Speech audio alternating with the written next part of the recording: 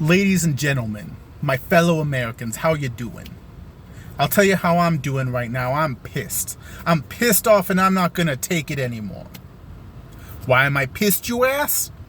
Well, I'll let you know, but first, weekly podcast update. So, our next episode is still going to be the one about Vladimir Lenin and the Russian Revolution. That should be coming out soon. Our editor just has a ton on her plate right now. She's working really hard, just in general. So, whenever she's able to finish it, we'll have it out. Our next episode that we're going to be recording is going to be about some boxing heavyweight champions.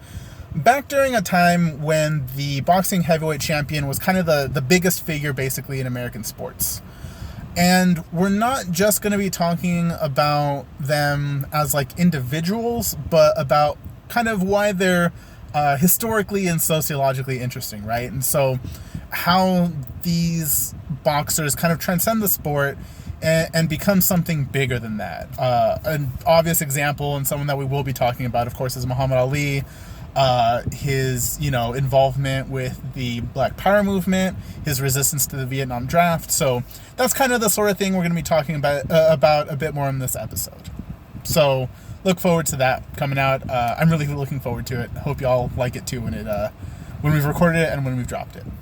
So anyways, back to being an angry car rant guy. Ladies and gentlemen, I'm pissed off. Pissed off for two reasons. One, I don't own any sunglasses, and so when I wanted to record this video as an angry car rant guy, I had to borrow some of Kat's. That's one reason I'm pissed off. But there's a second reason, y'all. I'm pissed off at Henry Ford. Yeah, that's right, Henry Ford. What you gonna do about it? Fight me.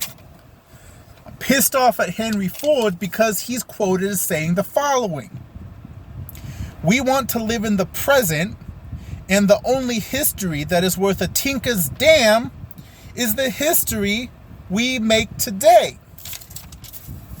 I mean, I guess I'm also mad at him for being a Nazi or whatever, but hey, for the purposes of this video, I'm angry about the quote, but also he sucks for being a Nazi and also a union buster. He really does suck for those things.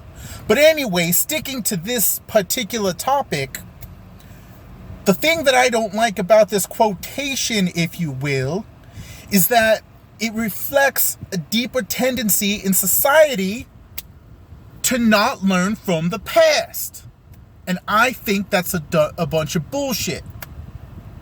I'm going to use a real simple example before I start getting into the specific nuances of why we need to learn from history itself. So, basic example. We've all heard the story of how when some parents teach their kids what heat is and what fire is, they turn on a stovetop.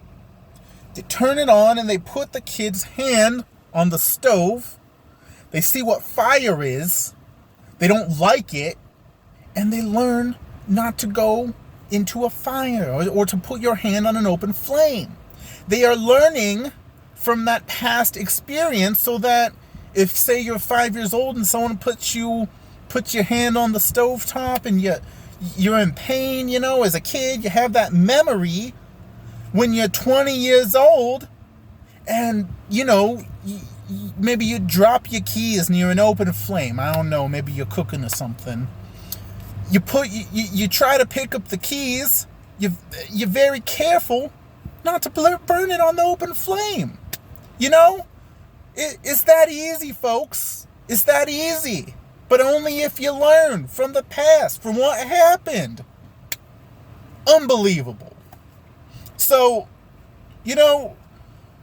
getting into the deeper historical nuances of it, let's say you're trying to think about politics and you're trying to figure out what kind of policy positions that you want to advocate for, how you want to form the core of your political ideology. Don't you think You want to study past ideologies? Don't you think? You want to maybe, I don't know, see what policies have and haven't worked before? Huh? You want to maybe, I don't know, study past movements for political change in America and in other countries so you can make informed comparisons about how this world should run? So, I can't abide by this.